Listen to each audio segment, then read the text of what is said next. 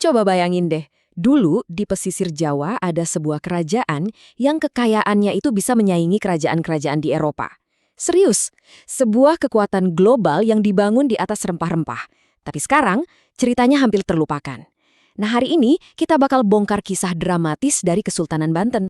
Oke, jadi apa sih yang tersisa dari kekaisaran yang sempat terlupakan ini? Yuk kita lihat bareng-bareng. Kalau sekarang nih, kita jalan-jalan ke pesisir barat Jawa, di tengah semua keramaian kota modern, kita bakal nemuin sisa-sisa saksi bisu dari masa lalu. Reruntuhan-reruntuhan ini tuh bukan sekedar batu tua, tapi gemak dari sebuah peradaban Islam yang dulunya maju dan berpengaruh banget. Dan jangan salah, ini bukan kerajaan lokal kecil-kecilan yang terisolasi ya. Banten itu pusat perdagangan internasional. Gini deh, biar kebayang. Di masa jayanya, itu pas Ratu Elizabeth I masih berkuasa di Inggris, pelabuhan Banten itu udah rame banget sama kapal-kapal dari seluruh dunia. Keren kan? Pertanyaannya jadi, gimana caranya kekuatan maritim yang sehebat itu bisa hilang begitu aja? Kok bisa sekarang cuma tinggal cerita di antara reruntuhan? Nah, untuk tahu jawabannya, kita justru harus mundur jauh ke belakang. Ke awal mula berdirinya Banten di abad ke-16. Banten itu lahir bukan karena kebetulan loh. Pendiriannya itu sebuah langkah strategis yang cerdas banget buat membendung pengaruh Eropa yang makin kuat. Tujuannya khususnya buat gagalin aliansi antara kerajaan Sunda sama Portugis. Wah, ini manuver geopolitik yang brilian pada masanya. Dan di balik semua ini, ada satu orang dengan visi yang jelas. Sultan Maulana Hasanuddin, penguasa pertamanya. Dia tuh sadar betul, siapapun yang pegang kendali Selat Sunda, dia yang akan menguasai perdagangannya. Titik. Dengan visi inilah, dia meletakkan fondasi buat sebuah kekuatan ekonomi baru yang luar biasa. Dan mesin penggerak kekuatan Banten itu apa? Cuma satu komoditas berharga, lada. Lokasinya yang super strategis bikin Banten punya monopoli atas lada dari Sumatera bagian selatan. Lada pada zaman itu tuh ibaratnya emas hitam. Dan Bantenlah yang mengendalikannya. Jadi ini bukan cuma dagang sama tetangga-tetangga aja. Ini tuh globalisasi versi abad ke-16. Banten jadi pusatnya, kota kosmopolitan yang super rame, tempat orang dari berbagai bangsa ketemu dan berbisnis. Oke, dari fondasi yang kuat ini, Banten langsung melesat ke zaman keemasannya. Yuk kita lihat gimana mereka bisa sampai ke puncak kekuasaan. Dengerin deh kutipan dari seorang pejabat tinggi Belanda ini.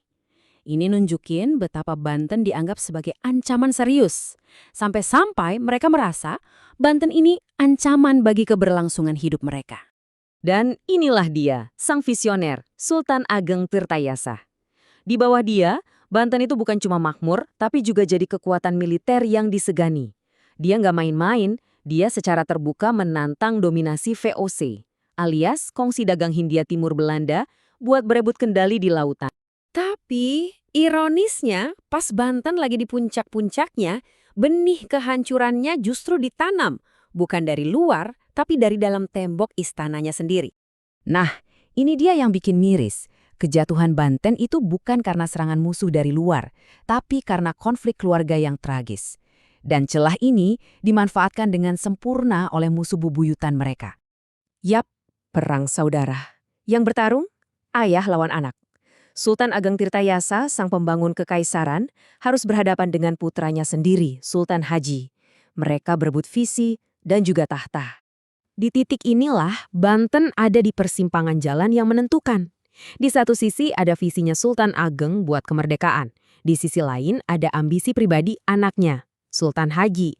Karena takut nggak kebagian tahta, ngambil langkah yang fatal banget. Dia minta bantuan militer ke VOC buat ngelawan bapaknya sendiri. Dan dari situ semuanya runtuh dengan cepat. Lihat aja nih, perang saudara pecah tahun 1682. Cuma setahun kemudian Sultan Ageng ditangkap berkat bantuan VOC. Perpecahan di dalam ini ngasih kemenangan instan buat VOC. Sesuatu yang nggak bisa mereka capai selama puluhan tahun berperang langsung. Cek. Kerajaannya memang udah nggak ada, tapi warisan kebesarannya itu nggak bisa dihapus. Pukulan terakhirnya bahkan bukan di medan perang, tapi dari perintah Gubernur Jenderal Belanda, Daendels. Dia nyuruh istana Surosowan yang jadi jantung kesultanan buat dihancurin sampai rata dengan tanah. Benar-benar akhir yang simbolis banget buat kekuasaan Banten. Tapi Banten gak benar-benar hilang kok, warisannya masih hidup. Sampai hari ini, kita masih bisa berdiri di tengah reruntuhan Istana Surosowan, mengagumi Masjid Agungnya yang unik, dan coba ngebayangin ramainya Pelabuhan Karangan tuh dulu. Ini semua bukti nyata dari sejarah Banten yang luar biasa. Kisah Banten ini jadi pengingat buat kita semua bahwa sejarah-sejarah besar tuh seringkali tersembunyi di depan mata kita, cuma nunggu buat ditemukan lagi. Jadi, pertanyaan buat kita semua, kira-kira kisah hebat apa lagi ya yang tersembunyi di sekitar kita?